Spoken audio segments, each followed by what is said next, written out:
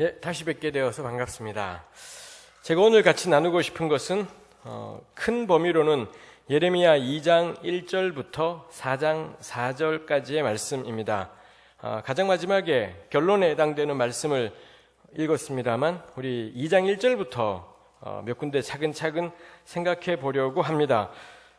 1장이 우리 지난번에 보았지만 예레미야의 소명이었지 않습니까? 하나님이 예레미야를 말씀을 전하는 사역자로 부르셨고 이제 2장 1절에 여호와의 말씀이 내게 임하고 2장 2절에 보니 가서 외쳐라 라는 말씀이 나오는 걸 볼 수 있습니다. 정말 본격적으로 2장 2절부터 하나님께서 예레미야를 보내셔서 백성들을 직접 만나고 그 현실 속에서 하나님 말씀을 선포하고 이런 일들이 있죠.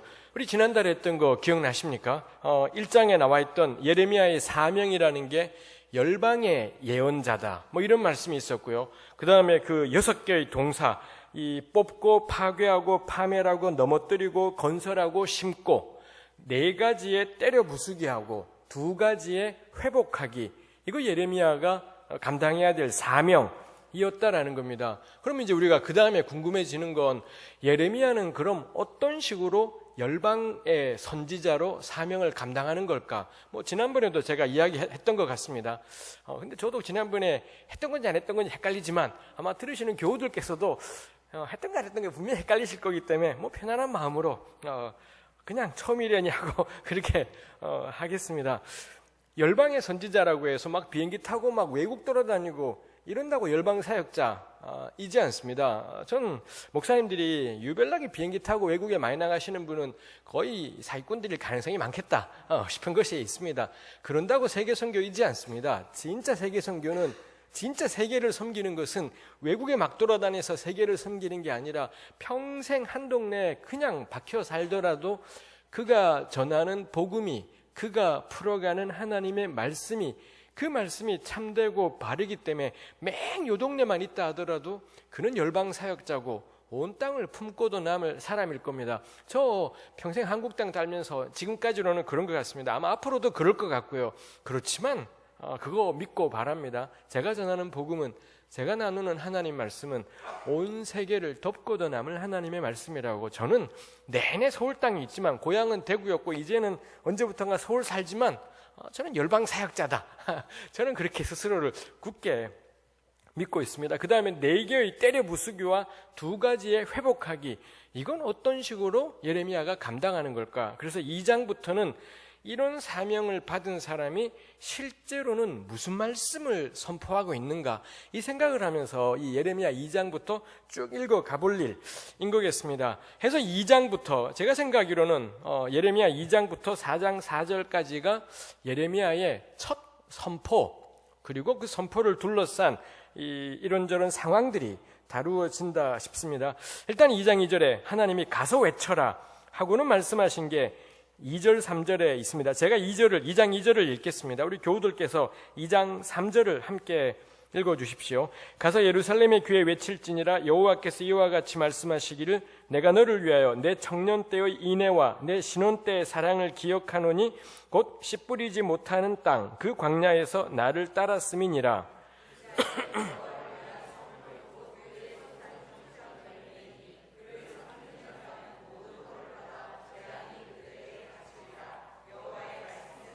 아멘. 2절 3절은 하나님과 이스라엘의 좋았던 시절인 것 같습니다. 그죠?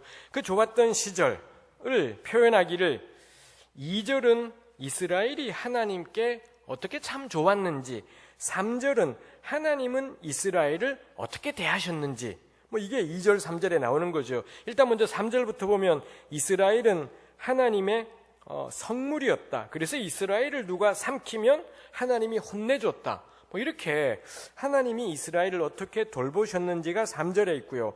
2절에는 이스라엘은 하나님을 어떻게 섬겼는지를 표현하고 있습니다. 그걸 표현하기를 청년 때의 인애, 신혼 때의 사랑 이렇게 성경이 표현하고 있습니다. 청년의 인애, 신혼의 사랑 참 좋은 표현들이지요. 여기 인애라고 번역이 된 이런 히브리 말이 우리 들어보신 적 있을런지요? 헤세드라고 해서 하나님의 우리를 향한 인자하심, 자비하심 뭐 이런 것이지요. 구약에서 헤세드라는 말이 나올 때는 늘 우리를 향한 하나님의 자비하심, 이걸 대체로 표현하는데 정말 드물게 하나님을 향한 인간의 어떤 신실함, 충성스러움 이런 걸 표현할 때 헤세드가 쓰인 경우가 정말 드물게 있는데 그게 그 중에 하나가 2장 2절이더라는 겁니다. 이때가 언제를 두고 이렇게 이야기하냐면 2장 2절 끝에 보니 씨 뿌리지 못하는 땅 그 광야에서 나를 따랐음이니라. 광야 시절을 가리켜서 하나님은 신혼의 사랑, 즉 이스라엘과 하나님 사이에 신혼 시절이었다라고 그렇게 예레미야 2장 2절은 이야기하더라라는 것입니다. 우린 왜 우리 교회에서 늘 성경을 읽고 설교를 듣고 하면서 광야 그러면 딱 떠오르는 게 불평이지 않습니까? 우리 구약성경 민수기 같은 책은 광야 40년 내내 이스라엘이 온갖 걸로 다 불평하다가 죽어갔다. 이게 우리에게는 남아있는데 그거 분명히 맞는데 근데 예레미야에게는 광야 시절이 하나님과 이스라엘의 신혼 시절이었다라고 그렇게 이야기를 하는 겁니다. 그렇다고 뭐 광야가 살기 좋았냐? 2절에 씨 뿌리지 못하는 땅이었다라는 점에서 광야가 힘들었다라는 걸 예레미야는 알고 있지요. 특히 6절에도 보면 2장 6절에서는 광야를 사막과 구덩이 땅, 건조하고 사망의 그늘진 땅, 사람이 그곳으로 다니지 아니하고 그곳에 사람이 거주하지 아니하는 땅을 우리가 통과하게 하시던 여호와, 뭐 이런 표현이 있습니다. 광야는 정말 살기 힘들었고 농사를 지을 수가 없었고 정말 메말랐던 땅이었는데 근데 예레미야는 그때야말로 하나님과 이스라엘의 신혼이었다라고 표현하고 있어서 참 독특하지요. 왜 우리는 종종 우리 한국의 교회가 문제가 있다. 그럼 우리 첫사랑을 회복하자. 그럴 때 종종 제가 신학교 다닐 때 들었던 말 중에 하나가 왜 1907년에 대부흥운동이 있었지 않습니까? 그래서 뭐 그때로 돌아가자. 뭐 이런 말을 하기도 하고요. 성경과 연관해서는 사도행전 2장에 나오는 이 초대교회의 모습으로 돌아가자. 뭐 이렇게 말을 하기도 하고 들었던 것 같습니다. 구약의 예언자들에게 지금 이스라엘이 엉망이야. 그럼 어디로 돌아갈까? 할 때 구약의 예언자들에게 물으면 대체로 구약의 예언자들은 광야로 돌아가자라고 말하겠다 싶은 겁니다. 예레미야도 그렇고 호세아서도 예레미야랑 똑같은 관점으로 이 광야 시절을 회고하는 것을 볼 수가 있습니다. 왜 광야가 우리가 들었던 광야는 불평불만의 광야였던 건데 왜 예언자는 그리고 하나님은 광야 시절을 신혼이었다라고 그렇게 기억하는 걸까 싶은 생각이 드는 거지요. 뭐 이제 그 다음부터는 잔머리가 좀 필요하지 않겠습니까? 가령 우리 신혼 때 요즘 우리 청년들도 그러겠습니다만 아마 여기 어르신들도 마찬가지일 겁니다. 우리 신혼은 어지간히 집에 부모님이 아버님이나 뭐 어머님이 금수저가 아닌 이상 다들 신혼 때는 앙상하게 시작하지 않습니까? 새방으로 시작하고 정말 가진 것 없이 대개 뭐 그렇게 신혼을 시작하지 않습니까?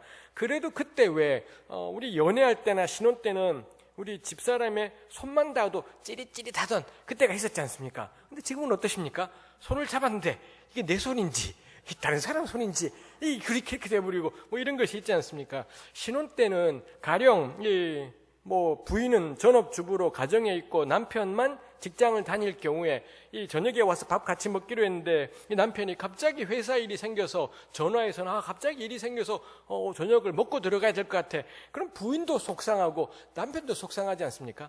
지금은 어떠십니까? 지금은 남편이 밤에 전화해서 나 오늘 먹고 들어갈 때 너무 기쁘지 않습니까? 근데 이놈 인간이 밤마다 그냥 제 시간에 기어 들어와서는 모든 저녁밥을 다 차려내라 그러면 정말 이 자식이 싶은 생각이 들게 되고 그러지 않습니까? 그러니 우리 신혼은 그래서 신혼 때는 뭐 삐지는 것도 많고 속상한 것도 많지 않습니까? 왜 그러냐면 달리 생각하면 서로가 서로에게 완전히 결부되어 있다 보니 서로의 빈자리들이 너무 크더라는 거죠.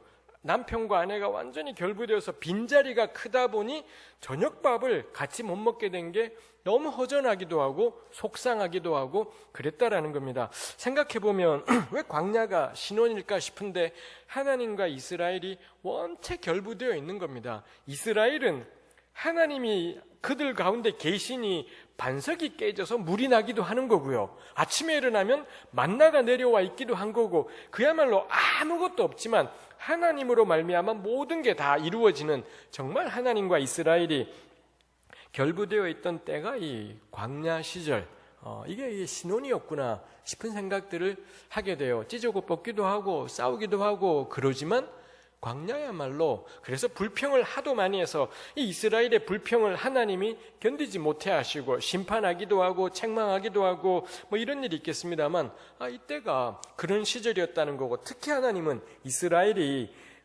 이 신혼의 사랑으로 하나님을 사랑했다라고, 우리가 생각하기에 사랑 안 한 것 같은데 근데 신혼의 사랑으로 사랑했다라고 이렇게 이 말씀하시는 것이 있더라는 거지요. 이 하나님이 예레미야를 통해 2장 1절부터 4장까지의 긴 말씀을 하실 때 그 첫머리가 광야 시절이었더라라는 것입니다. 이거 우리가 저는 생각해 볼 만하다 싶은 것이 있지요. 우리 왜 교회 생활 오래 하면서 느끼지 않습니까? 저도 목사로서 우리 교우들을 보면서 이분이 너무 지금 삶이 어렵기 때문에 하나님이 좀 삶의 길을 풀어주시기를 기도하게 되지만 늘 경험하는 게 거의 뻔하더라고요. 좀 삶이 풀리고 괜찮아지지 않습니까? 그럼 그때부터 딴 생각해요. 딴 생각하고 하여튼 달라져 버리는 것이 있고, 그래서 뭐가 복일까 싶기도 해요. 저분이 참 잘 된다라는 게 뭐가 잘 되는 걸까 싶은 생각이 들기도 하죠. 저는 우리 교회도 마찬가지이겠다 싶습니다. 우리 교회도 역시, 저는 교회가 쪽수 같은 건 쪽수가 커지게 되고 건물이 번듯해지게 되고 그럼 무조건 교회는 딴 생각해요. 우리랑 똑같죠. 우리나 교회나 뭐. 그래서 제가 전에도 그런 이야기 한참을 했겠습니다만, 대한민국의 서울 땅에 1000명교회, 2000명교회, 3000명교회 좀 그딴 거 필요 없다. 무슨 그딴 게 교회의 자랑이고 영광이겠습니까? 교회는 새빵을 사는데 서로가 서로에게 완전히 결부되어서 하나님이 아니면 당장 그날 삶이 위태위태해져 버리는 거, 우리 그랬던 적이 있었지 않습니까? 근데 요즘 우리 솔직히 말해서 하나님 없어도 큰 문제는 없지 않습니까? 뭐 크게 먹고 살아가는 거 문제 없고 뭐 우리 이렇게 된 게 있지요. 그건 교회이지 않아요. 교회가 그냥 종교 시설이 되었다면 몰라도 제가 생각할 때는 저는 한국 교회는 점점 종교 나부랭이가 되어간다 싶습니다. 세상 모든 종교가 자기네 믿으면 평안하대요. 세상 모든 종교가 자기 믿으면 잘 살게 된다 그러고요. 옛날에 한때 저도 그런 적이 있었습니다만, 불교 믿으면 가난해지고 기독교 믿으면 부자돼, 서양 나라들 봐, 이런 헛소리 쩌는 말을 저도 전도할 때 했던 적이 있습니다. 제가 지나고 나서는 정말 얼굴이 화끈화끈한 겁니다. 아니, 뭔 놈의 예수가 부자 만들어주는 그딴 게 예수라면 그건 종교 나부랭이지. 그건 종교 나부랭이지. 이건 진리이지 않을 겁니다. 그건 금송아지지. 그딴 게 무슨 신앙이겠습니까? 근데 저는 그런 것 같아요. 우리 교회가 점점 종교 나부랭이가 되어서 교회 다니면 마음 편안해져요. 교회 다니면은 가정의 모든 문제가 해결이 돼요. 절에 다니면 해결이 안 되던가요? 절에 다니면 가정 문제가 해결이 안 되고, 절에 다니면 폭삭 망하게 되고, 절에 다니면 마음이 하나도 안 편안해 되고, 저 안 그런 것 같더라고요. 곁에 있는 불교 신자들 만나봐도 안 그런 것 같더라고요. 저는 그게 우리가 믿는 신앙이 진리임을 보여주는 것 같지는 않다 싶은 것입니다. 오히려 교회다움은 언제 드러나냐면 광야에서 드러나요. 아무것도 없을 때 왜 난 예수를 믿는 거지?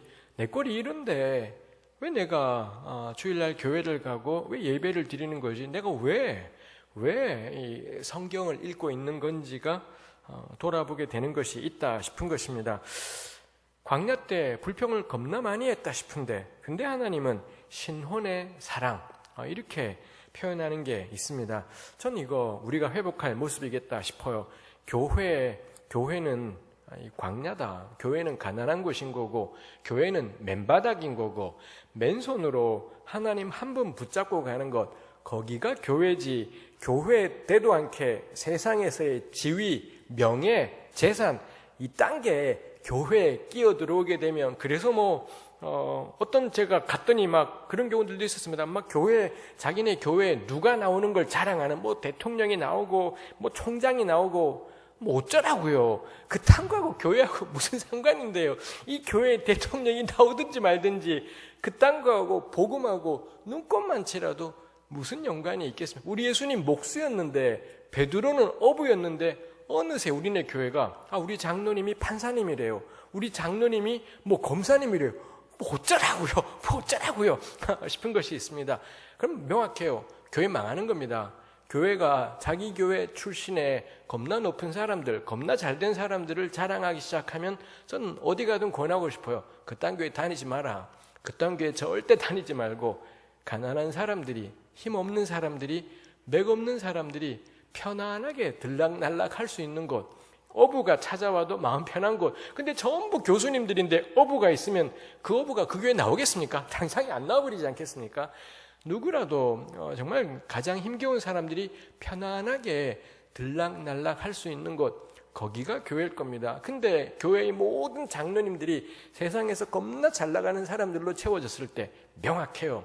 거기 망하는 겁니다. 거기는 절대로 하나님의 교회가 아니라 그냥 세상 집단에 불과한 그런 모습이 되겠다 싶은 것이 있습니다. 삼각교회가 정말 가난한 사람들이, 힘겨운 사람들이, 맥없이 인생이 자꾸 꼬이는 사람들이 그냥 편안하게 찾아올 수 있고 하나도 위화감 느끼지 않고 되도 않는 중산층들의 그 위선과 외식이 있지 않습니까? 뭐 겁나 품위 있는 말하고 겁나 교양 있는 말하고 그딴 교회가 되지 말고 그냥 누구나 와서 편안하게 있을 수 있는, 여기 위화감 느껴지지 않는, 나 배운 거 없어도 나 가진 거 없어도 하나도 불편하지 않고 얼마든지 교회 생활할 수 있는 그런 교회가 되면 좋겠습니다. 근데 이거 쉽지 않습니다. 서울 전역이 중산층화 되어 가기 때문에 서울 전역이 그 망할 놈의 중산층의 적절한 교양과 품위, 이게 이 교회 바닥에 점점 확산돼 가는 게 있습니다. 우리 나누는 언어가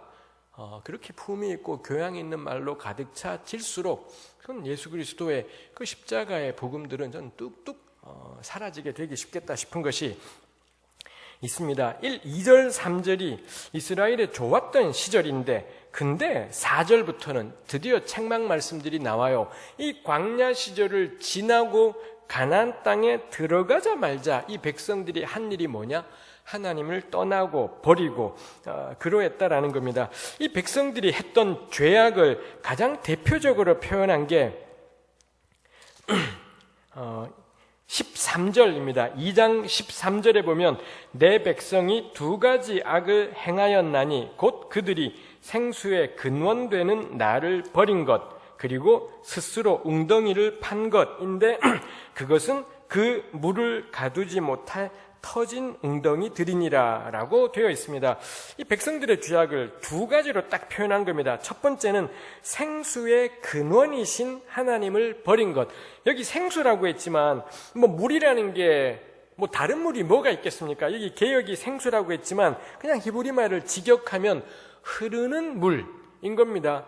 생수가 따로 있는 게 아니라 흘러가는 물은 살아있는 물이지 않습니까? 아무리 더러워도 흘러가면 그 물은 사는 것인 거지 않습니까? 지금 우리 대한민국의 비극이 멀쩡하게 흘러가는 물에다가 볼을 세리 박아가지고서는 이 물을 못 흘러가게 해서 녹조라떼를 만들어버린 이런 끔찍한 일이 일어난 것이 그러고도 자기가 틀렸다라는 걸 알지 못하고 여전히 우겨대는 그런 끔찍한 일이 있습니다. 흐르는 물은 산물인 겁니다. 우리 왜 사해바다라고 있지 않습니까? 사해가 죽은 바다라는 건데 세상에 왜 그게 죽은 바다겠습니까? 요단강이 흘러 들어와서 사해로 흘러 들어오고 나가지가 않아요.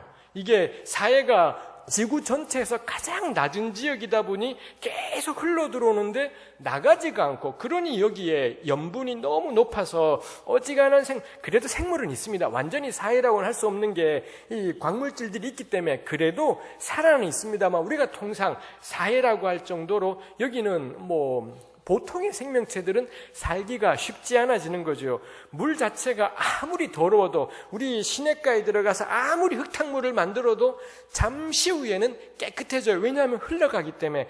그래서 이 13절 말씀에 대조가 되는 것, 두 가지 악이라고 표현했지만 이 두 가지의 소재가 뭐냐면 생수, 하나님은 흐르는 물이고요. 근데 백성들이 흐르는 물인 하나님은 버려버렸고 붙잡은 건 뭐냐? 웅덩이예요. 생수하고 웅덩이의 가장 큰 차이가 뭐겠습니까? 하나님의 생수이신 하나님은 흘러가는 분인데, 근데 이스라엘은 한사코 웅덩이를 파더니 이 물을 고이게 만들고 싶은 것, 흘러가는 게 아니라 그냥 자기들에게 고여있게 만들고 싶은 이 두 가지가 지금 13절에서 대조가 되죠. 이 하나님의 은혜는 고을 수가, 고여있게 만들 수가 없습니다. 우리 교회가 하나님의 은혜를 고여있게 만들 수가 있나요? 그렇지가 않지요. 우리 아까 기도해 주신 것처럼 지금 종교개혁 500주년이지 않습니까? 당시의 교회, 중세 가톨릭 교회는 교회만이 하나님의 은혜의 저장고라고 생각을 했지 않습니까? 근데 루터가, 근데 칼빈이 그딴 게 어딨냐고. 하나님의 은혜는 고일 수가 없는, 어떤 교회로도 우리 교회가 하나님의 은혜를 고이게 절대 그럴 수가 없죠. 하나님은 흘러가는 물이고 그 어떤 걸로도 다 담아내서 고여있게, 이 백성들이 왜 고여있게 하려나요? 이 흘러가는 물이 부담스러운 거고 자기네가 언제건 가면 자기들 원하는 대로 떠먹을 수 있게 되는 거, 그게 고여있는 물이더라는 거죠. 그 뒤에 보면 그 고여있는 물의 상징이 뭐냐? 아수르나 애굽인 겁니다. 이스라엘도 알아요. 하나님의 도움을 구하면 그가 도와주신다라는 걸 알지만, 우리 기도해 보신 적 있지 않습니까? 하나님께 간절히 기도하지만 하나님의 응답이 우리 맘대로이지 않아요. 우리 맘대로이지 않고 때로는 우리 시간보다 너무 길어버리기도 하고 이 막막한 것이 있지 않습니까? 근데 근데 애굽은 그렇지 않더라는 거죠. 요거는 언제건 그 나라의 도움을 청하면 딱 오는 도움들이 있더라라는 겁니다. 그래서 이스라엘은 흐르는 물이신 하나님은 내팽개치고요, 스스로 웅덩이를 파요. 그 웅덩이가 뭐냐? 아수르에게 도움을 청하고 애굽의 도움을 청하고 그런 내용들이 그 아래 14절 이하에서 쭉쭉 나오는 것을 볼 수가 있습니다. 그래서 우리 하나님 신앙은 그 누구도 고여있게 만들 수 없습니다. 전 목사고요. 이 목사로 겁나 오래 살아가고 있습니다. 그게 무슨 소용이 있습니까? 목사는 하나님의 은혜를, 목사이기 때문에 늘 고여있게 할 수 있나요? 어린 반푼어치도 없는 이야기일 겁니다. 목사건 나발이건 그 누구건 간에 하나님 앞에 엎드리고 하나님의 도우심을 구하고 그 말씀을 묵상하지 않으면 단박에, 우리 왜 흔히 하는 속된 말로 앵꼬라는 게 있지 않습니까? 대번에 그냥 바닥을 쳐버리게 되는 거고요. 오늘 교회에 오신 새로 오신 분이라 할지라도, 그리고 예수님이 내가 잘 믿는지 안 믿는지 긴가민가 싶어 라는 분이라 할지라도, 그 누구든 간에 하나님의 은혜는 그를 신뢰하고 의뢰하는 자에게 있는 거지, 이 목사나 장로 이런 것들이 결코 하나님의 은혜를 담보해내지는, 늘 확보해내지는 못한다라는 것이죠. 그렇게 생각할 때 명확해져요. 목사, 장로, 집사, 권사는 그냥 섬김을 위한 직분이지 그 직책에 어디에도 특별한 영적 가치, 특별한 영적 지위, 그런 건 존재하지 않는다. 그게 종교교육의 근본 정신이에요. 모든 그리스도인들이 하나님의 제사장이라는 것, 그리고 그 가운데 섬기는 직분으로 이런저런 직분들이 있을 뿐이지 절대로 그 직분이 은혜를 고여있게 만들 수가 없다라는 것입니다. 그래서 저는 어디 가든 권하고 싶습니다.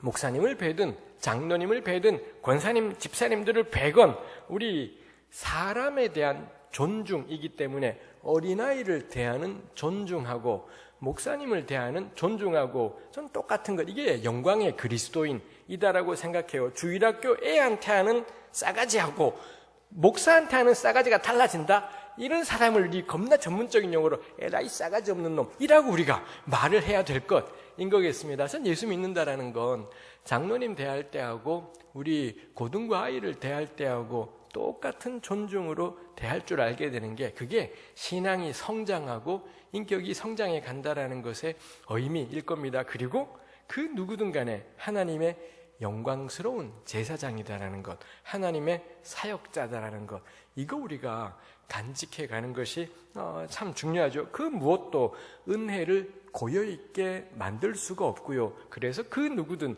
흐르는 물이신 하나님께 나아갈 일인 거겠습니다. 근데 백성들은 이게 부담스러워서는 줄기차게 열방을 의지하는 것이 있더라라는 것입니다. 지난번에도 제가 이야기했을 수 있겠습니다. 그렇지만 다시 또 구약의 예언자들은 열방을 의지하는 것을 너무 못마땅하게 생각을 해요. 아니, 유다처럼 이 조그마한 나라가 어떻게 하필이면 그때 사방에 존재했던 게 애굽, 아수르, 우리 세계사에서도 지금도 배울 정도로, 지금 우리 고등학교나 중학교 가서 세계사를 배우면 아수르에 대해서 한 달락은 나온다라는 겁니다. 고대 이집트의 찬란한 것에 대해 몇 달락은 나오더라는 겁니다. 책에까지 우리나라의 이 한반도에 살고 있는 우리까지도 중고등학교 때 이런 걸 배울 정도로 어마어마한 나라고요. 아수르 다음엔 바벨론 다음엔 페르시아, 그 다음에 알렉산더, 로마까지 그야말로 어마어마한 나라가 하필이면 그 조그만한 이 이스라엘 바로 곁에 있었더라라는 것입니다. 이런 엄청난 나라들이 있는데 이 조그마한 나라가 무슨 재주로 살아남을 수가 있겠습니까? 어떻게 이 작은 나라가 독립을 유지할 수가 있겠어요? 유일한 살 길은 주변 강국들과의 적절한 외교이지 않겠습니까? 근데 예언자들은, 이 주전 8세기 아모스 이래의 예언자들은 임금들이 외교를 할 때마다 욕을 해대는 겁니다. 찾아와서는 여로보암 당신은 칼 맞아 죽을 거라고 이런 선포를 해버리네요. 그러자 이 아모스한테 너 모반이다, 딱 요즘으로 치면 국가보안법 이거 있죠, 너 좌빨이다, 이렇게 해서는 아모스를 추방하고 이런 난리들이 있더라라는 것입니다. 우리 성경 이거 보면은 우리를 돌아보게 되는 것이지 않습니까? 대한민국이 살 길이 뭐겠습니까? 저는 구약을 공부할 때마다 느끼는 게 어쩜 이렇게 이스라엘하고 한반도는 비슷할까 싶어요. 이스라엘도 단 한 번도 남을 침략해 본 적이 없고요. 우리도 왜 평화를 사랑해야만 됐지 않습니까? 침략할 수가 없었던 중국이 있고 일본이 있고 지금 미국에 러시아에, 하필이면 세계의 이 쨍쨍한 나라들, 우리 전 세계가 지금 이제 중국과 미국의 시대라는데 그 틈바구니에 이 한반도가 딱 찡겨 있지 않습니까? 아니, 도대체 하나님은 왜 우리를 이런 곳에 두셨을까 싶어요. 우리 살 길이 뭐겠습니까? 성경 보면 명확하다 싶어요. 하나님인 겁니다. 미국이 우리를 살게 하는 게 아니라, 중국이 우리를 살게 하는 게 아니라 하나님이지 않습니까? 근데 그리스도인들 가운데 자꾸 성적이 흔들고 자빠지신 분들이 있습니다. 전 납득할 수 없습니다. 아니, 예수를 어디로 믿으면, 예수를 어떻게 믿으면 미국 깃발을 들 수가 있지? 그러면 예레미야는 어떻게 하죠? 너네 왜 아수르 물 마시려고 그리로 가느냐? 왜 애굽의 물을 마시려고 그리로 가느냐? 이 예레미야가 너무 애통해하면서 이 말씀을 전하는데, 우리 이거 하나님 말씀이잖아요. 이거 도덕책 아니잖아요. 하나님 말씀으로 이 책을 읽고 있는 그리스도인이 어떻게 미국 깃발을 들고, 그 다음에 중국 세지면요, 그땐 중국 깃발 들 건가요? 그 다음에 러시아 세지면요, 러시아 깃발 들 건가요? 그게 이 강국 사이에 낑겨 있는 한국 땅이 살아갈 수 있는 유일한 길인 건가요? 전 그럼 묻고 싶어요. 아니, 그럼 신앙은 뭐냐고. 신앙은, 교회 다니는 신앙은, 예수 믿는 신앙은 왜 존재하는 거냐고. 저는 정말 절망하게 돼요. 이건 어떤 정치적인 의도들이 있겠다 싶습니다만, 하여튼 적어도 그리스도인들이 성적이 흔드는 거 보면 정말 절망하게 되고, 교회는 진리가 없구나. 교회는 더 이상 그리스도의 복음하고는 상관없는 동네가 그냥 끔찍한 동네가 되었다 싶은 것이 있습니다. 예레미야의 말이 그러니까 굉장한 말인 거죠. 특히 옛날은 더 그랬을 텐데, 그래도 요즘은 기본적인 상식은 있어서 함부로 침략하거나 그러진 않잖아요. 근데 그때는 뭐 유행 같은 게 있는 게 아니니 강대국의 비위를 거슬리면 곧바로 침략인 겁니다. 곧바로 박살내버리는 건데, 근데 예레미야는 도대체 이 유다를 어떻게 살라고 아수르에게 사신보냈다고 이 난리를 치고, 애굽에 사신보냈다고 이 난리를 쳐요. 아마 왕들이 예레미야 붙잡고 물어보고 싶지 않겠습니까? 너가 나라 다스릴래? 너가 왕이야? 아니야. 이건 왕이 할 일이고 너는 성경만 이야기해. 너는 말씀만 전해. 이거 끼지 마. 아마 왕들이 너무너무 그 말을 하고 싶었을 겁니다. 왕들이 그 말 하진 않았습니다. 대신 왕들이 했던 게 무시였죠. 예레미야가 뭐라고 선포하든지 간에 깨끗이 무시하고 그냥 아수르와의 관계, 애굽과의 관계, 결론은 어떻게 됐습니까? 나라 망해요. 예레미야가 맞았고 왕들이 틀렸더라라는 게 성경이 이야기하는 바이지요. 제가 이 말씀을 하면서 미국과 싸우자, 중국과 싸우자 이지 않습니다. 그리스도인이기 때문에 남의 나라가 우리나라 침략하는 거 절대 싫기 때문에 대접받고자 하는 대로 대접하라가 성경의 말씀이니 우리 한반도가 남 침략하지 않고 전쟁하지 않는 그런 나라가 되면 좋겠습니다. 그리고 동시에 미국이건 중국이건 이딴 나라들이 조선을 살게 하진 않을 거다. 우리를 살게 하지 않고 여호와께서 우리를 살게 하신다. 그거 붙잡는 겁니다. 그래서 우리 손에 하나님 말씀을 증거할지언정 미국 깃발이나 중국 깃발 따위는 절대 들지 말아야 된다라는 게 제가 확신하는 바입니다.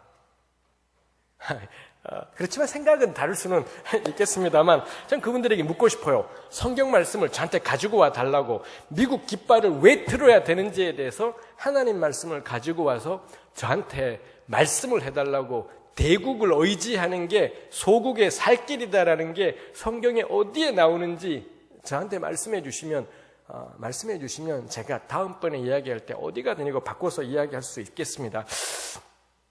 이 흐르는 물과 고여있는 물 사이에 대조가 하나 있었고요. 그 다음에 또 하나 예레미야의 문제가 이런 것이 있습니다. 2장 23절에 가면 너가 어찌 말하기를 나는 더럽혀지지 아니하였다. 바알들의 뒤를 따르지 아니하였다 하겠느냐. 분명히 앞에 우리 제가 지나갔지만 2장 8절에 가면 이 백성들이 바알을 따라갔다라고 예레미야가 선포했습니다. 이 백성들이 하나님을 버리고 바알을 따랐다는데 23절에 보면 백성들의 반응이 뭐냐? 우리는 바알을 따른 적이 없다라고 그렇게 이 대응을 하는 것이 있다라는 거죠. 23절이 백성들이 바알을 따랐으면서 예레미야한테 거짓말하는 그런 가능성도 있겠습니다만 요거 만만치 않은 상황이다라는 거죠. 그 다음에 또 이와 비슷한 표현들이 있습니다. 가령 35절에 보면 그러나 너는 말하기를 나는 무죄하니 그의 진노가 참으로 내게서 떠났다 하거니와 보라 너의 말이 나는 죄를 범하지 아니하였다 했으므로 내가 너를 심판하리라. 백성들이 뭐라고 말하느냐? 나는 무죄하니 하나님의 진노가 우리에게서 떠났습니다. 이거 우리 교회에서 하는 말이잖아. 나 예수님 때문에 죄 용서 받았고 진노가 하나님의 심판은 떠났습니다. 우리가 흔히 믿음으로 말미암아 구원받았다 할 때 이런 표현들을 하지 않습니까? 이 35절 표현이 있는 걸 보니 아까 23절하고 결합해서 볼 때 이 백성들하고 예레미야의 갈등의 근본은 백성들이 대놓고 바알을 따랐기 때문에 너희가 하나님을 버리고 바알을 따랐구나가 아니라 백성들 중에 그런 사람들도 있었던 것 같습니다. 대놓고 바알을 따랐던 사람도 있었던 것 같은데 꽤 많은 경우는 겉으로는 바알을 따르지 않았고 여호와를 섬겼다라는 거. 여호와를 섬기고 그래서 35절처럼 나는 무죄하니 하나님의 진노가 떠났습니다. 이런 고백을 하는 사람이 있더라는 거죠. 또 있습니다. 가령 3장 4절에 보시면 3장 4절에 너가 이제부터는 내게 부르짖기를 나의 아버지여 아버지는 나의 청년 시절에 보호자이시오니 노여움을 한없이 계속하시겠으며 끝까지 품으시겠나이까 하지 않겠느냐. 보라 너가 이같이 말하여도 악을 행하여 내 욕심을 이루었느니라 하시니라. 4절 5절에 백성들이 뭐라고 고백하느냐. 하나님을 향해 아버지여 아버지는 나의 청년 시절의 보호자이십니다. 구약에서는 하나님을 아버지라고 부르는 경우가 극히 드뭅니다. 우리 신약에 오면 하나님 아버지가 기본이지만 구약은 하나님을 향해 아버지라고 부르는 게 외람되다라는 생각이 있어서 잘 부르지 않았더랬습니다. 근데 여기는 하나님을 향해 아버지라고 부를 정도로 굉장한 친밀감을 표현하고 있고요. 그리고 하나님 아버지는 나의 청년 때부터의 보호자였지 않습니까? 이거 우리 뭔가요? 하나님을 향한 아주 멋진 신앙 고백을 하고 있고 잘 아버지라고 부르지 않는데 아버지라고 하는 걸 보니 우리가 흔히 하는 말로 어떤 경험을 한 겁니다. 하나님이 정말 아버지처럼 자기를 도와주시는 그런 경험을 한 것이지요. 그래서 하나님을 향해 하나님을 아버지라고 하며 청년 시절의 보호자, 그리고 5절에는 노여움을 한없이 계속 하시겠으면 끝까지 품으시겠습니까? 하나님 언제까지 진노하시렵니까? 우리 이런 거 시편 보면은 흔하게 나오지요. 시편에 보면 시편 기자들이 하나님 언제까지 진노하시렵니까? 우리의 기도를 듣지 않으시렵니까? 막 탄식하면서 하나님의 도움을 구하는 게 있지 않습니까? 이 4절과 5절을 보건대, 그리고 35절을 23절을 모아서 생각을 해보면 결론이 뭐냐? 이 사람들 교회 겁나 열심히 다니는 사람이었겠다 싶은 겁니다. 하나님 믿는 사람인 거고요. 하나님을 아버지라고 고백하고 청년 때부터의 보호자라고 하고, 그리고는 시편 기자들이 기도하듯이 하나님 언제까지 진노하시렵니까? 아주 멋지게 하나님께 기도할 수 있는 사람들이었다라는 겁니다. 근데 그들을 향해 예레미야는 너네가 바알을 따랐다 라고 말하니 백성들의 반응이 뭔가요?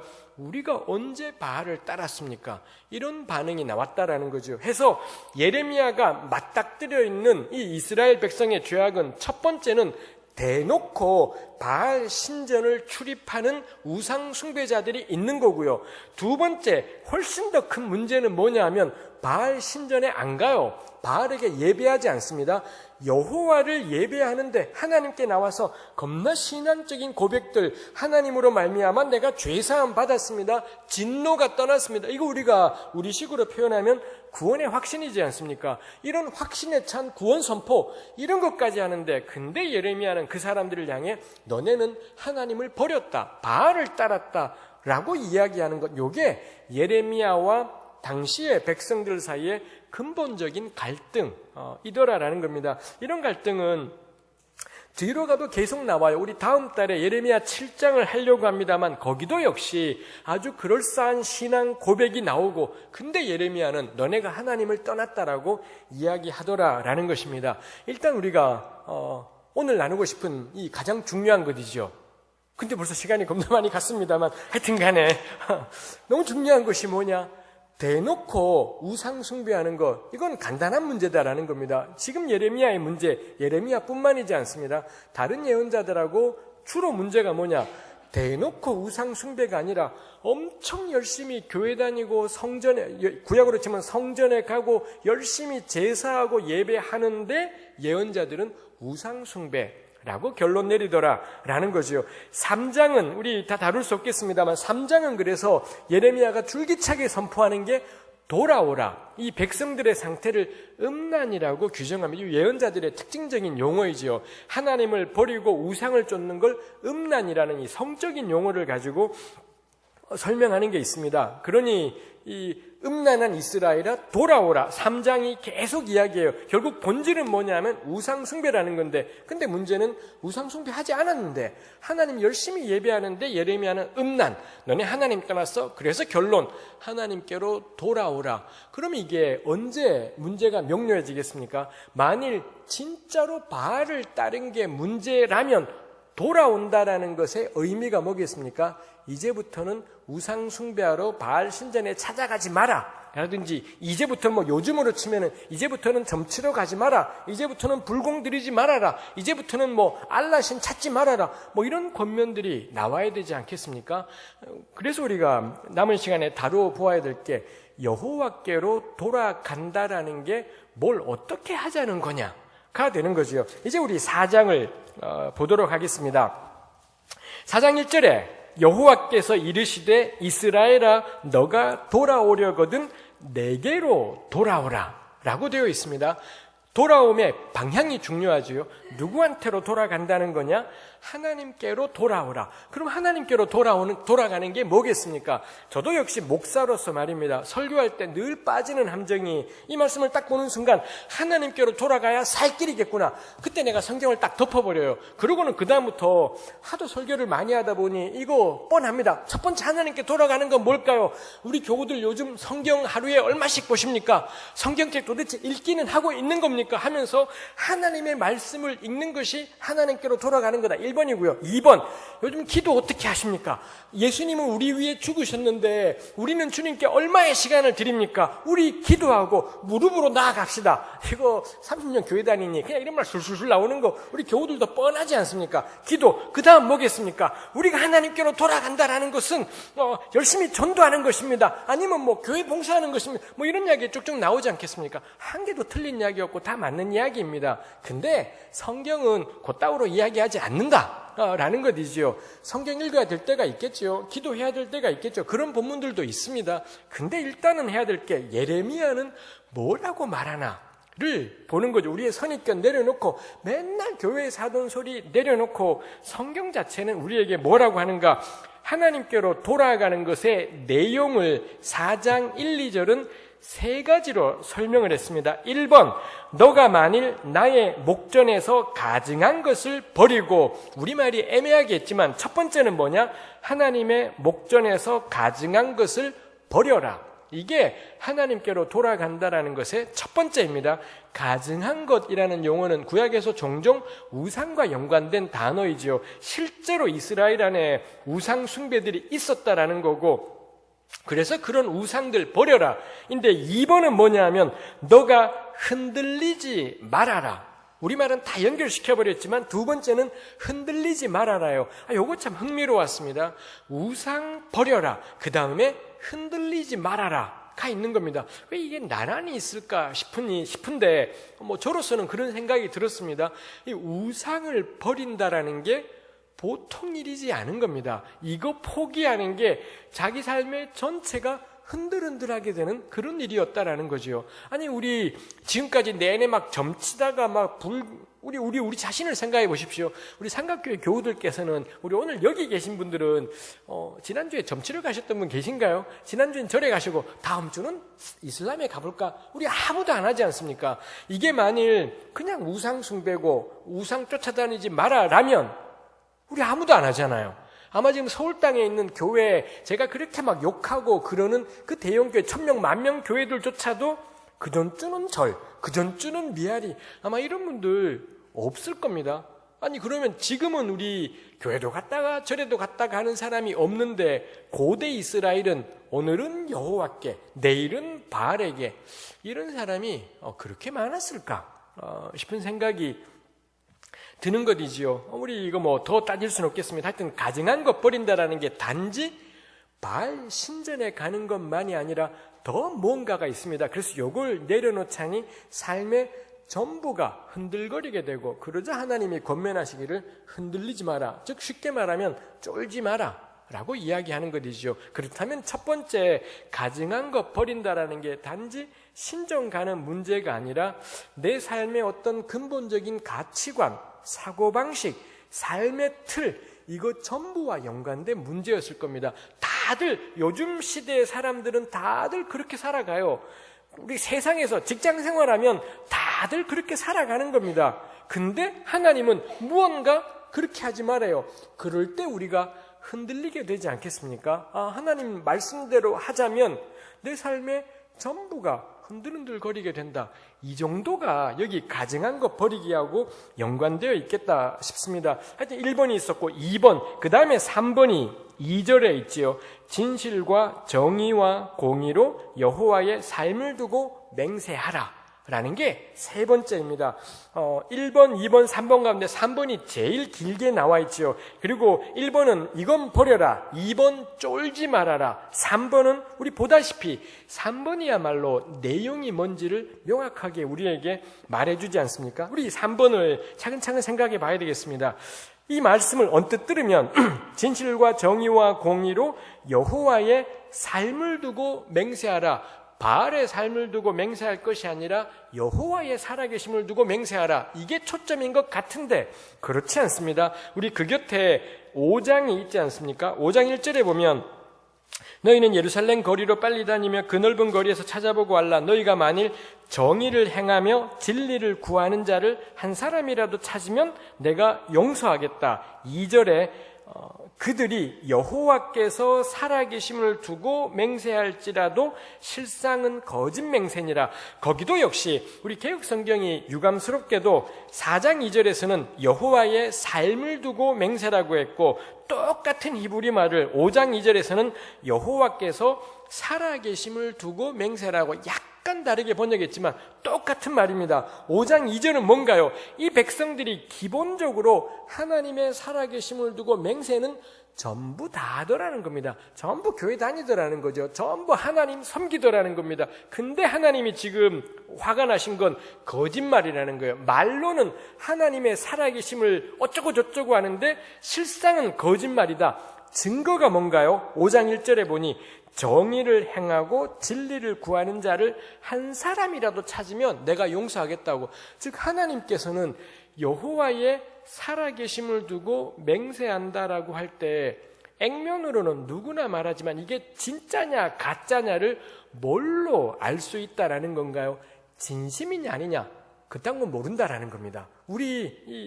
난 예수님 믿어요라고 말할 때 그 예수님 믿어요라는 말이 진심인지 아닌지를 누가 알겠습니까? 알 길이 없지 않겠습니까? 근데 하나님은 그럴 때 그게 진심인지 아닌지를 뭘로 아느냐? 정의를 행하고 진리를 구하는 것. 요게 있다면 이 사람이 여호와의 살아계심을 두고 맹세한 건 진짜인 거고요. 이게 없어 2절에서는 딱 결론 내리기를 그건 거짓말이야 라고 이야기하는 거죠. 이게 백성들하고 예레미야의 충돌 지점인 겁니다. 백성들이 생각하는 건 저 지난주에도 예배 갔어요. 온 마음 다해 예배했습니다. 하나님의 살아계심을 두고 내가 이렇게 저렇게 살아갑니다. 이걸 계속 이야기하면서 난 바알 따른 적 없어요 라고 말하는데 예레미야가 계속 시비 거는 건 뭔가요? 당신이 하는 신앙 고백이 당신이 누군지를 하나도 안 말해준다라는 거예요. 얼마나 강력하게 예수 그리스도를 입술로 고백하냐, 그게 그 사람의 신앙을 조금도 말해주는 게 없다라고 예레미야는 지금 이야기하고 있는 것이죠. 해서 다시 4장 2절로 돌아오면 4장 2절의 그 세 번째 명령, 진실과 정의와 공의로 여호와의 삶을 두고 맹세라고 할 때 중요한 건 여호와의 삶을 두고 맹세가 아니었구나. 당연히 여호와를 믿어야 되는데 이게 여기 지금 초점은 어디에 있느냐? 그 앞에 있는 진실과 정의와 공의, 이게 하나님께서 찾으시는 거구나 싶은 겁니다. 4장 2절이 진실이라고 번역한 단어를 5장 1절에서는 진리라고 번역했습니다. 이게 참 유감이지요. 4장 2절도 진리와 정의가 있고 5장 1절도 정의와 진리가 있지 않습니까? 그래서 서로 통하는 건데 자꾸 개역은 사소하게 말을 자꾸 바뀌어요. 바꿔서는 하여튼 저 같은 경우는 이거 보면서 겁나 찝찝하게 만드는, 아니 이분들이 도대체 그리스도인들이 진리와 정의를 깨달아서 삶이 바뀔까 봐 겁났던 거야 싶은 생각이 들기도 하고 그렇습니다. 해서 여호와께로 돌아간다라는 건 뭔가요? 하나님 회개합니다. 그거이지 않아요. 이걸로 결판 나지 않습니다. 몇 년 전인가 해운대 백사장에서 이 한국 교회 한기총이니 뭐니 이런 사이비 단체들이 모여가지고서는 이 회개 대각성 집회 이런 거 했던 적이 있습니다. 그때 회개 여호와께로 돌아가자. 제가 봐서 뭐가 돌아간다는 건가 보았습니다. 맨날 우리 죄를 참 뭐가 죄인데요 싶은데 내용이라고는 하나도 없었고 맨날 모여서 회개 집회를 해요. 백날한다고 해서 될 일이지 않을 겁니다. 예레미야는 명확해요. 하나님께로 돌아간다라는 건 뭔가요? 예배를 살리자 이지 않아요. 우리 예배 잘못 드려서 지금 이 모양이지 않습니다. 삼각교회도 아마 주일날 열심히 예배 드릴 겁니다. 저희도 마찬가지인 거고요. 우리 주일날 예배 열심히 온 맘 다해 드리지 않습니까? 가끔 졸기도 해요. 그런다고 하나님이 열받아 하시면 말이 안 되는 것인 걸 겁니다. 우리 예배 겁나 잘하고 있고요. 열심히 하고 있다. 마음 진심 다해 하고 있다 싶어요. 이거 더 뜨거워지면 삶이 바뀔까요? 전 그렇지 않겠다 싶습니다. 예레미야는 하나님께로 돌아가는 건 뭐냐? 1번 가정한 것 버리기, 2번 쫄지 말기, 그리고 3번에 진리, 정의, 공의. 이게 하나님께로 돌아가는 것의 내용이다라고 성경이 이야기를 해요. 백성들은 자꾸 예배를 더 드리려고 해요. 예배를 더 드리러 간다라는 게 다른 게 아니라 자꾸 이 종교적인 헌신들, 열심들, 기도 시간을 더 늘리려고 해요. 이 기도 시간 늘리는 거 중요할 겁니다. 예배를 우리 더 열심히 드리는 것도 참 중요할 겁니다. 근데 예레미야가 말하고 싶은 게 있다라는 거죠. 이게 지금 우리의 관건이 아니라 예배가 더 뜨거워져야 되는 게 우리의 관건이 아니라 내가 하나님께로 돌아간다라는 건 어디에서 드러나냐? 진리와 정의와 공의에서 드러난다라는 것입니다. 제가 이야기해보고 싶은 것이 이게 이제 드디어 본론입니다. 정의와 공의에 대해서 이야기해보려고 합니다. 제가 정의와 공의에 대해서는 하도 많이 사방에서 이야기해서 그렇습니다만 삼각교회 교우들하고는 처음 나누는 것이기 때문에 긴장한 마음으로 두근두근하는 마음으로 나누어 보려고 합니다. 먼저 공의라는 단어가 있습니다. 이 정의와 공의는 진짜 특이한 단어입니다. 여기 계신 분들이면 정의와 공의라는 말이 무슨 뜻인지 알아요. 근데 제가 100% 확신하는 것, 이 가운데 한 분을 일어나도록 제가 해서는 공의가 뭔가요? 한번 설명해 주세요. 그럼 100% 공의는요, 말할 수가 없어요. 말할 수가 없어요. 이 단어가 뭔지는 아는데 말로 하자면 당최 설명이 안 되는 게 공의입니다. 그 다음에 공의랑 비슷한 말로 의라는 말도 있지 않습니까? 의라는 말 우리 대한민국 사람이란 모르는 사람 없을 겁니다. 무슨 뜻이에요?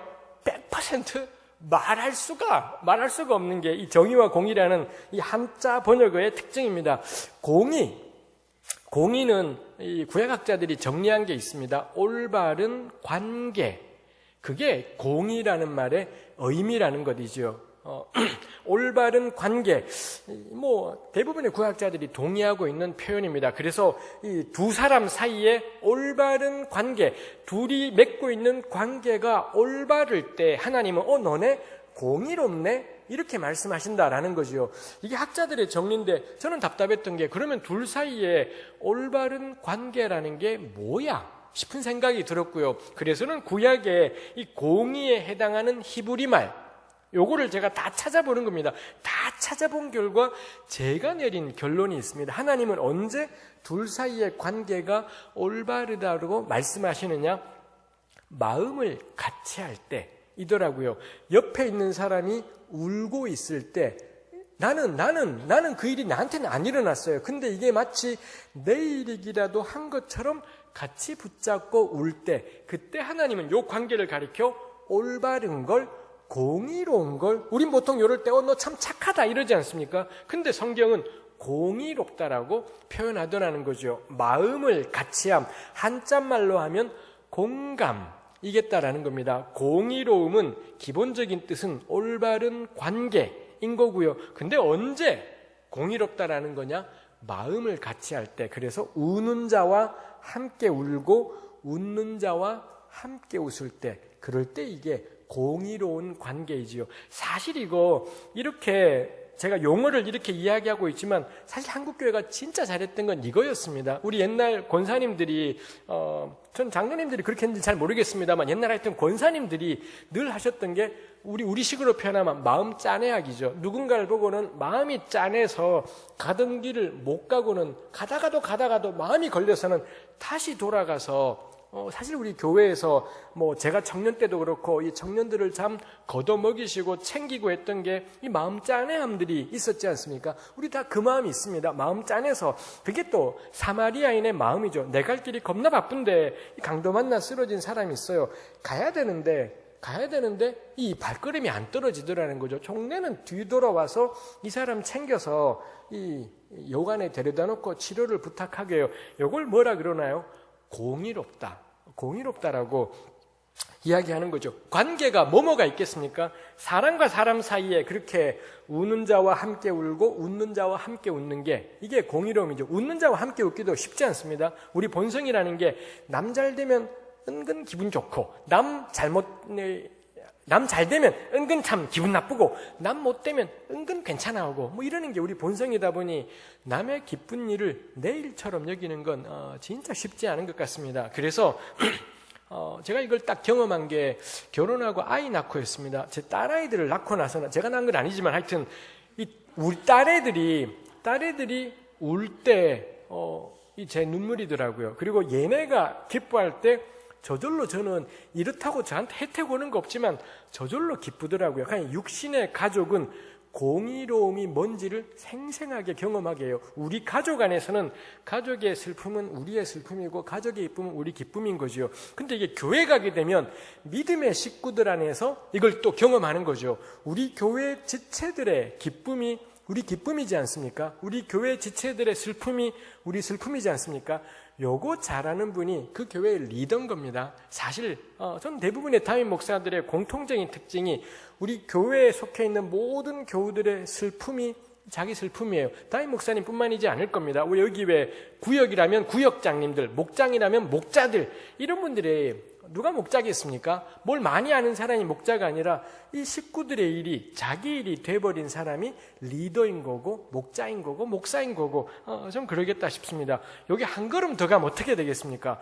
내 가족이지도 않고 우리 교회 식구들이지 않은데 대한민국에 슬퍼하는 사람들의 그 슬픔이 자기 슬픔이 돼요. 가장 대표적인 게 우리 어제가 5.18이었지요. 이 광주민주화운동 때 그 군합발에 돌아가셨던 수천 명의 사람들, 그거 볼 때 어제 대부분의 사람들이 보고 겁나 마음 짠한 날이었지 않습니까?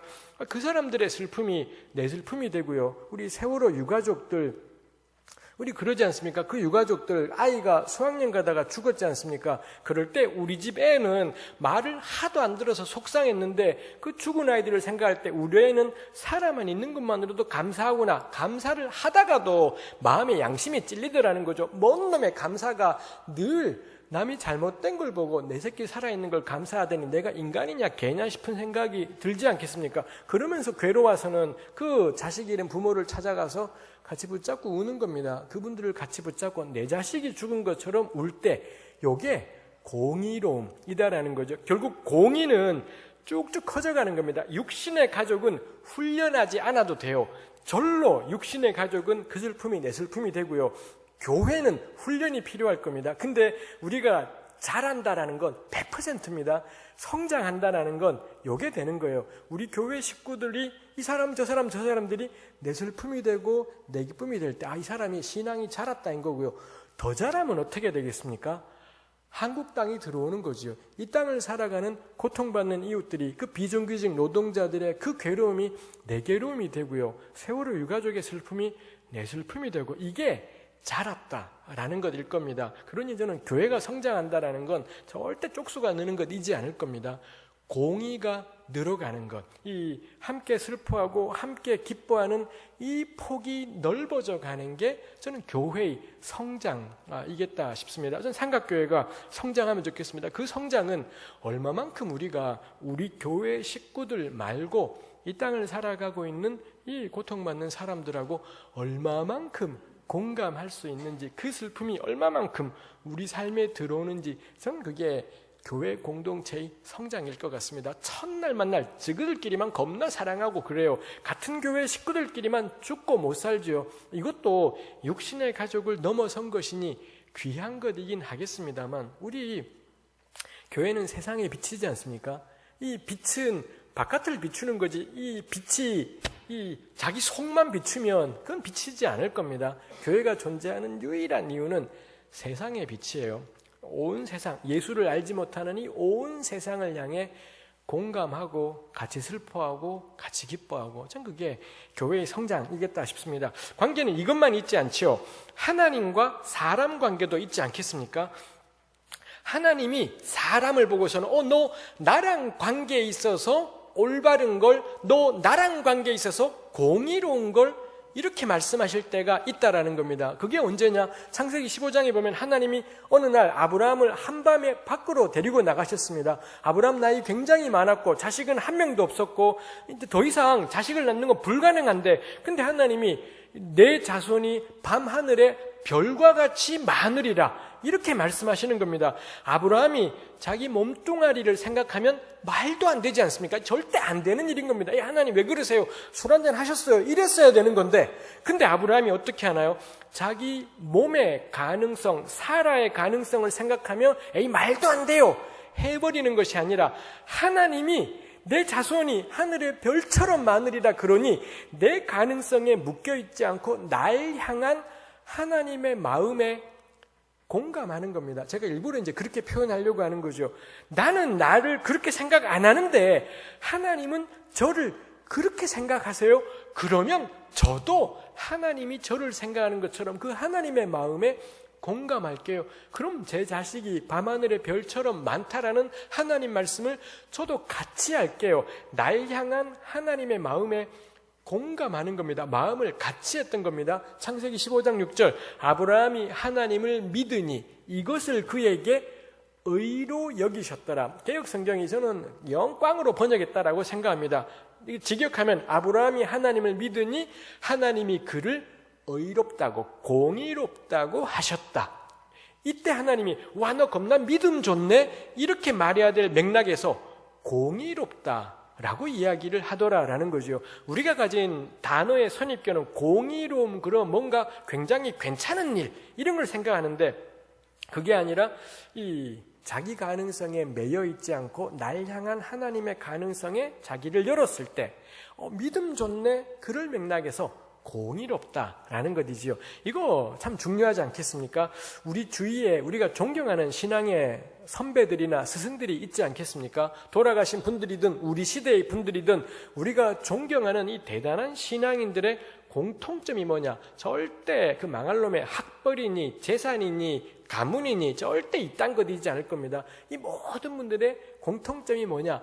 그 사람이나 우리나 도찐 개찐이에요. 별 큰 차이가 없는데 맹 요 정도 수준인데 근데 이 사람들은 자기 삶에 찾아오신 하나님 말씀에 자기를 열어버린 사람들이에요. 쥐뿔도 아닌데 우리나 거기나 올망이 졸망인데 근데 우리는 그래서 맨날 우리 한계 속에서만 살아가는데 이 신앙의 스승들의 선배들의 놀라운 점은 하나님이 뭐라 말씀하실 때 자기가 마치 무슨 뭐 대단한 사람이기라도 한 것처럼 자기를 향한 하나님 말씀에 자기를 확 열어버린 것이요.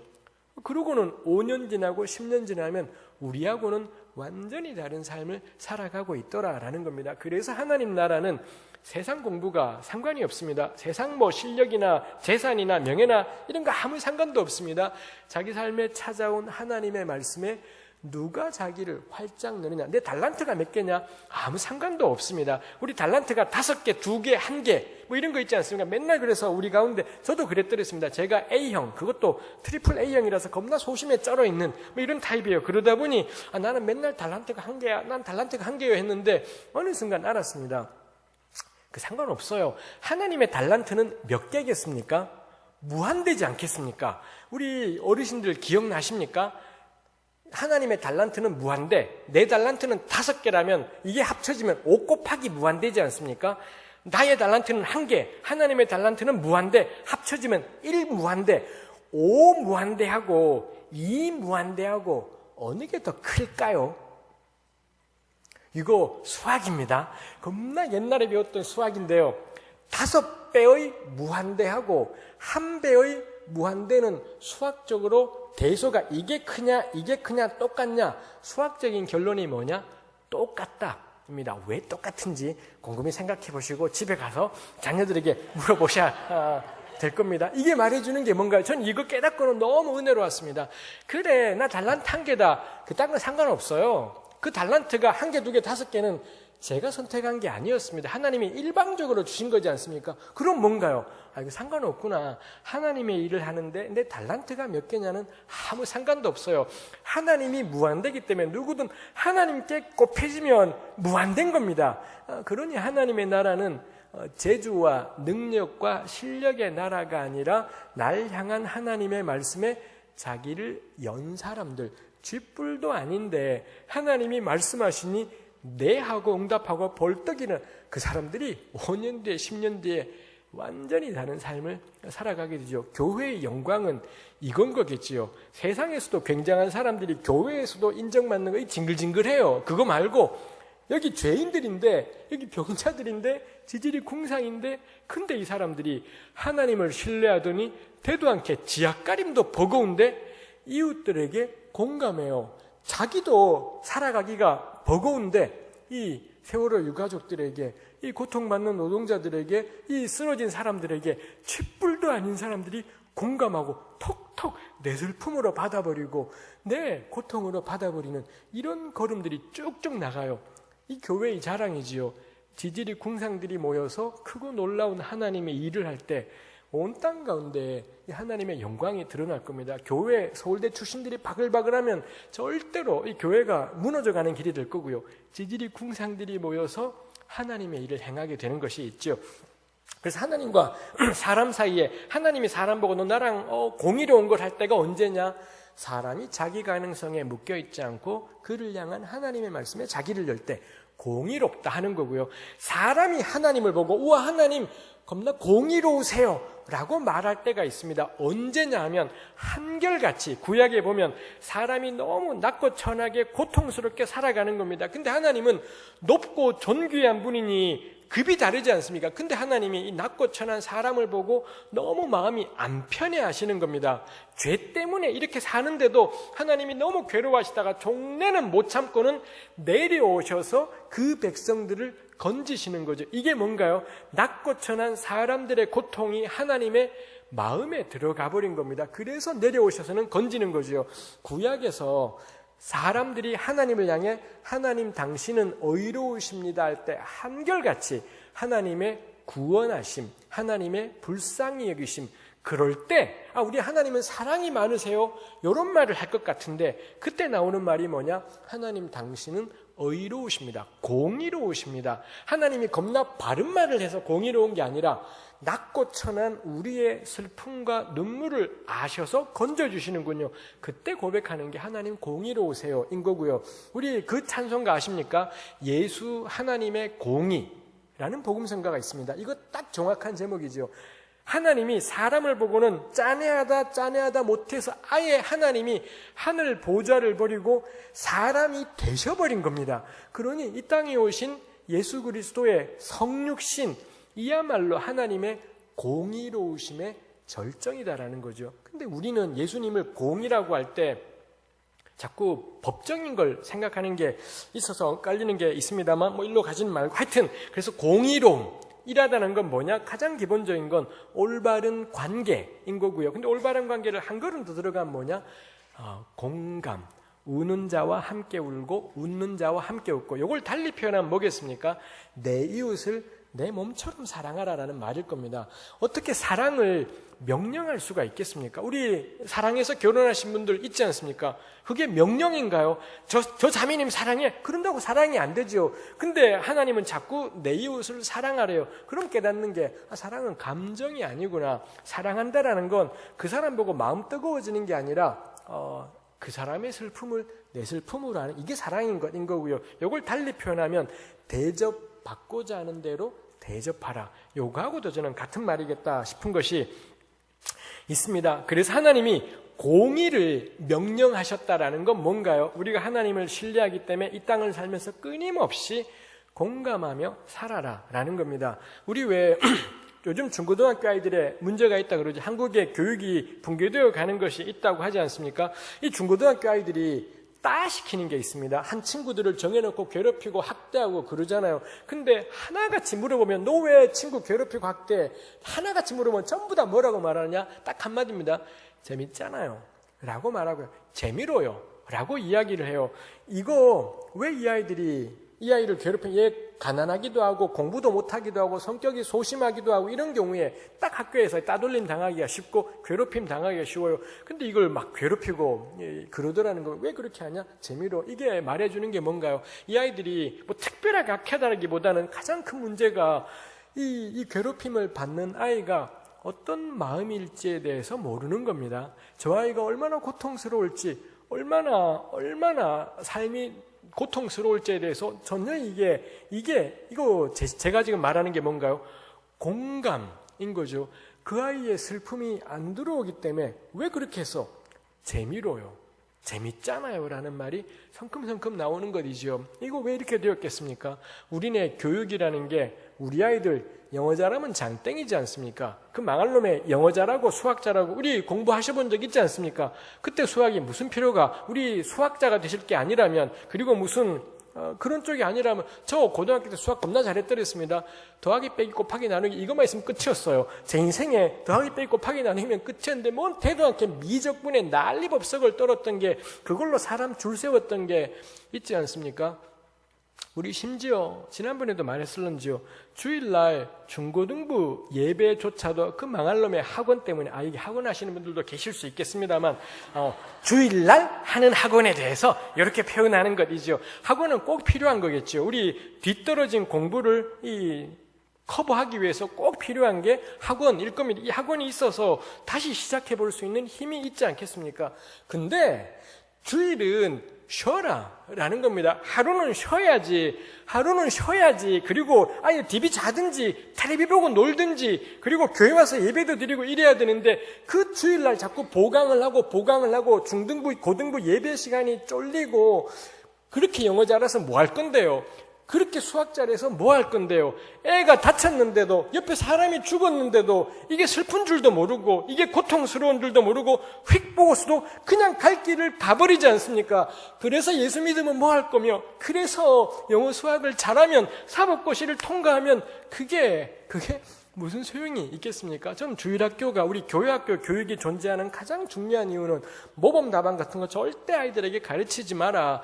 교회학교에서만큼은 질문하고 계속 궁리하고 생각하고 옆 사람 보고, 우리 왜 4차 산업혁명 시대 그러지 않습니까? 4차 산업혁명 인공지능의 시대래요. 빅데이터. 그래서 설교조차도 빅데이터 목사님이 하실 가능성이 있다 뭐 그러지 않습니까? 어지간한 건 컴퓨터가 다예요. 컴퓨터가 절대 못하는 게 뭔가요? 옆 사람 안색만 봐도 이 사람이 오늘 편안한지 아닌지 느껴지는 게 있지 않습니까? 이건 빅데이터가 못할 겁니다. 이건 우리가 하는 거지요. 사람 얼굴 보고 안색 살펴보고 눈동자 들여다보고, 이게 저는 우리 아이들이 해야 될 일일 겁니다. 적어도 주일학교에서는 성경에 대한 모범 답안들 징글징글해요. 그런다고 신앙 잘하지 않더라, 저는 싶은 생각이 있습니다. 부디 교회에서 주입식으로 아이들 가르치지 말고 질문하고 토론하고 논의하고 예수 강제로 믿으라고 그런 거 하지 말고, 고민하고 궁리하고 사람 생각하고 이웃들 생각하고 우리 식구 말고 그 너머에 살고 있는 사람들에 대해서 꼭 배우면 좋겠다 싶습니다. 빅데이터 시대가 오면 영어 수학 꽝일 겁니다. 조금 지나면 이런 구글 번역기나 통역기가 어지간한 말들은 다 바꿔줄 겁니다. 그 망할 놈의 영어가 아무짝에도 쓸모없어지는 세상이 올 겁니다. 그때 필요한 건 뭐겠습니까? 같이 슬퍼하기, 같이 기뻐하기, 같이 살아가기. 반드시 저는 그런 때가 올 거다 싶은 것이 있습니다. 그래서 공감하기는, 함께 눈물 흘리기는 그게 사람인 거지요. 영어 잘해서 사람이 아니라 함께 눈물 흘리기가 있겠다 싶습니다. 이 공의로움이지요. 또 하나가 정의가 있지 않습니까? 정의라는 말의 가장 기본적인 의미는 재판이라는 히브리 말입니다. 재판. 우린 재판에 대해서, 구약에 사실 재판이 겁나 많이 나오는데 번역들이 다 바꿔버려서 명료하지가 않습니다만, 광야 시절에 모세의 업무 시간을 가장 많이 잡아먹은 게 재판이었어요. 백성들이 다 찾아와서 재판해달라 그러니 모세도 힘들고 백성들은 엄청 줄을 길게 서야 되고, 그러자 모세의 장인이 방문해서 이게 뭐야? 믿는 사람이 뭔 재판이야? 이런 게 아니라 50부장, 100부장, 1000부장을 세워서 재판을 나눠 맡게 했지 않습니까? 그랬더니 이제 모두가 행복해지는 것이 있더라라는 것이지요. 그래서 고대 이스라엘의 지도자들, 리더들이 해야 될 가장 중요한 업무 사항이 재판이었다라는 것입니다. 솔로몬이 임금 될 때 열왕기상 3장에 있습니다. 임금이 되려고 하니 완전히 긴장이 됐고요. 그래서는 기브온 산당 가서 1000번제 드리지 않습니까? 그러면 하나님이 나타나서 너 뭘 원하는데, 그때 솔로몬이 미리 하나님이 이렇게 등장할 걸 알고 준비하기로 했던 것처럼, 우리 아버지는 이렇게 대단한 분이었지만 사실 사울과 다윗은 자수성가 타입인 거고요. 솔로몬은 날 때부터 왕자였지 않습니까? 그러니 자기는 어떻게 이 수많은 백성들을 어떻게 재판해야 될지를 모르겠다고. 그래서 솔로몬이 구한 게 뭔가요? 우리 옛날에 지혜를 구했다라고 했지만 이 개역 한글판은 그랬는데 개역 개정은 제대로 바꿨습니다. 듣는 마음을 주십시오 라고 기도해요. 백성들이 찾아와서 뭐라고 힘들다고 이야기할 때 그게 들리면, 이게 왜 안 돼? 사람이라면 당연히 들리겠죠. 솔로몬이 근데 이걸 구한 게 뭔가요? 자기는 왕자기 때문에, 태어날 때부터 왕자기 때문에 이 사람들이 부르짖는 말들이 귀로는 분명히 들리는데 실제로는 안 들리겠다라는 겁니다. 저는 이게 이 공의에 대한 것하고 비슷하겠다 싶어요. 이 백성들이 뭐가 힘들다는 건지 뭐가 괴롭다라는 건지 그게 내 귀에 들리면 좋겠다. 그래서 하나님께 듣는 마음을 주세요라고 기도한 것이지요. 이 사람이 리더인 겁니다. 리더는 말을 겁나 많이 하는 사람이 리더인 게 아니라 사람들이 뭘 힘들어하는지, 뭘 괴로워하는지, 뭘 고통스러워하는지 이게 들리는 게 임금의 일인 이겠다 싶은 것이 있습니다. 한때 우리나라 대통령이 전 대통령이 그랬더랬습니다만 외국 가서 자꾸 불어하고 자빠지고 막 그랬던 적이 있습니다. 저는 볼 때마다 열받았더랬어요. 아니 대통령이 무슨 유엔 가서 영어로 연설하고 자빠졌냐, 영어 시합하냐. 지금 대통령보다 영어 잘하는 사람 천지예요. 프랑스 가서는 불어로 했고요. 대한민국 어떤 쓰레기 같은 신문은 그걸 가지고 우리 대통령의 불어 시력 이딴 걸 일면에 실었던 조 뭐라고 시작하는 양아치 같은 신문이 있습니다. 대통령은 불어하는 사람이 대통령이지 않아요. 대통령은 누군가요? 그때도 이 서울 광장에서는, 광화문에는 그때도 한국말로 뭐라고 억울하다라고 너무 원통하다라고 부르짖는 사람들이 그때도 있었습니다. 그거 영어이지도 않고 불어이지도 않고 중국어이지도 않고 완전히 한글입니다. 그거 듣고 거기에 응답하는 것이 리더인 겁니다. 영어 하는 게 불어하고 자빠진 게 대통령이 아니라 국민들이 무엇을 힘들어하는지, 무엇을 괴로워하고 무엇을 부르짖고 있는지 이게 들리는 사람이 지도자인 거고 리더이다라는 거죠. 솔로몬이 이렇게 기도하니 하나님이 얼마나 기뻤겠습니까? 거기에다가 장수의 부귀에 주지 않습니까? 그러고 첫 번째 사건이 뭐였습니까? 2명의 창기 자매님들이 이 솔로몬을 찾아왔다가 있죠. 창기, 예나 지금이나 몸을 팔고 살아가는 자매들에 대한 사회적인 인식은 바닥이었을 겁니다. 이 자매들은 그 아이의 아버지가 누군지 일체 언급이 없어요. 창기니까 그러겠지요. 근데 솔로몬이 어떻게 하나요? 이 창기들의 이야기를 열심히 듣더니 누가 진짜 엄마인지를 밝혀주지 않습니까? 이 사람이 이게 솔로몬의 전성기인 겁니다. 이런 사람들이 서슴없이 이 솔로몬에게 찾아올 수 있고요. 왕이 이거 듣고는 겁나 귀담아 듣고서는 아주 멋진 판결들을 하더라. 이게 솔로몬의 전성기이고 이게 듣는 마음의 내용이지 않겠습니까? 우리 이전 대통령들 어떠했더랬습니까? 이런 창기들이 부르짖는 말들이 통했던 대통령이 누가 있었습니까? 전 지금 새로 우리 대통령이 우리 2달 사이에 새로 바뀌었습니다. 정말 부탁해요. 높은 사람들 이야기, 재벌 이야기 그만 좀 들어라 이 나쁜 놈들아 싶은 겁니다. 그 사람들 이야기는 됐고 창기 이야기 들어라. 이 힘겹고 어려운 사람들 들어라. 성경은 그게 듣는 마음이래요. 나중 되면 솔로몬이 나중 되면 왜 시바의 여왕 겁나 욕같은 자매님 막 찾아오고 막 그러지 않습니까? 전 날샜다 생각해요. 왕실에 이런 높은 사람들이 들락날락하게 돼버리면서 솔로몬이 그 다음에 어떻게 되나요? 이 자매님과 결혼하고 저 자매님과 결혼하고 결혼 동맹을 맺고 이렇게 되죠. 근데 솔로몬의 진짜 전성기는 왕이 되었는데 가장 두려웠던 게 이 백성들이 부르짖는 말 그게 안 들릴까봐 일천번제예요. 한국 교회들 가운데 일천번제 하자는 교회가 이 교인들 돈 뜯어내는 것도 같이 있겠습니다만 일천번제 정말 할 거라면 이런 걸로 하는 겁니다. 내 이웃들의 눈물이 들리게 해주세요. 우리 곁을 살아가는 사람들의 그 부르짖음이 들리게 해주세요. 그거야말로 일천번제를 할 기도의 제목이죠. 근데 우리 교회 바닥에 일천번제는 전부 뭔가요? 지 새끼, 지 마누라, 지 남편, 저거 자기 오로지 하나님 내 기도 응답해 주세요. 내 기도 응답해 주세요. 하지 마라. 하나님이 어련히 알아서 우리 응답하시겠습니까? 먹는 거, 마시는 거, 입는 거 그딴 거 구하지 마라. 하나님의 나라와 하나님의 의. 이게 우리의 제목인데 모든 교회의 감사헌금의 제목이라는 게 전부 지새끼, 지마누라, 지남편 오로지 자기 가족.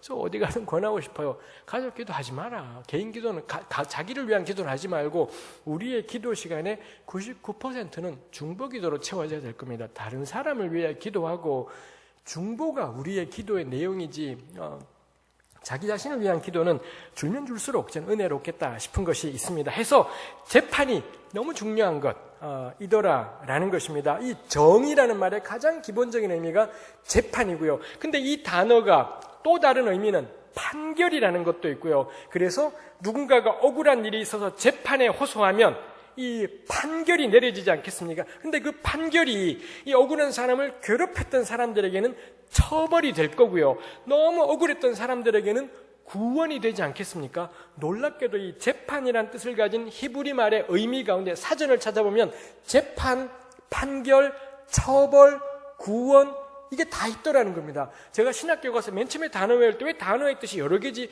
되게 힘들었는데 생각해보니 이게 한 단어예요.